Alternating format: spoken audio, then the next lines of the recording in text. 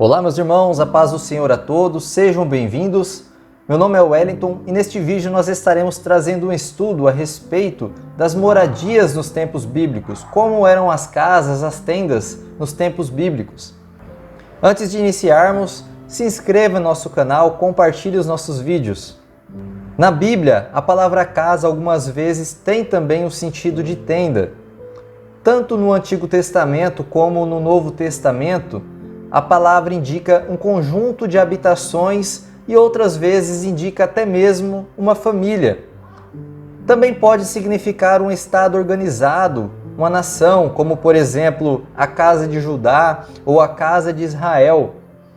Os pobres costumavam construir as suas casas com tijolos secos ou cozidos, ou até mesmo de barro pisado ou pedra comum.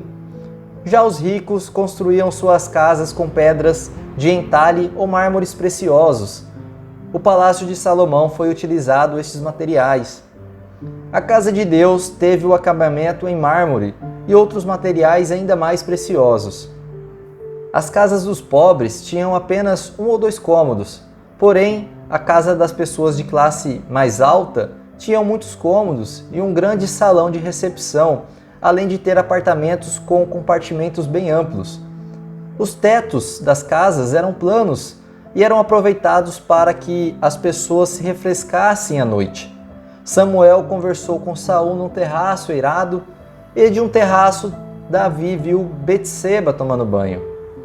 A parte superior das casas eram também usadas para momentos de oração, de meditação ou para dormir sobre uma cabana de folhagens na noite de verão. O terraço serviu de acesso para levar o paralítico até Jesus. O piso do terraço era geralmente de argila batida. Às vezes as pessoas cultivavam uvas, vinhas no terraço para manter o frescor dentro da casa. A maioria das casas tinha apenas uma parte terra, porém, como o teto das casas era plano, isso possibilitava a construção de um quarto na sua parte superior, que servia como local de oração, como já falamos, que servia para descansar no verão, como abrigo durante até mesmo o luto, ou um apartamento para os hóspedes. As casas dos mais ricos e os palácios eram geralmente dispostos em quadrado, de modo que havia um espaço livre no meio deles, cercado então de colunas, de galerias, onde ficavam o poço ou um tanque de água para abastecimento da residência, e geralmente esse espaço eram transformados em jardins. Na época de Jesus, conforme os usos importados então da Grécia e de Roma, algumas casas ricas tinham uma porta dupla. A primeira dava acesso à rua e a segunda conduzia ao interior da casa. As janelas das casas eram normalmente muito estreitas, eram fechadas simplesmente com venezianas de madeira ou com grades. As tendas nos tempos bíblicos foram criadas por Jabal. As tendas são mencionadas frequentemente na Bíblia e serviram de habitação aos patriarcas e depois aos hebreus durante a sua vida nômade. Esse antigo estilo de habitação era às vezes coberto com peles de animais.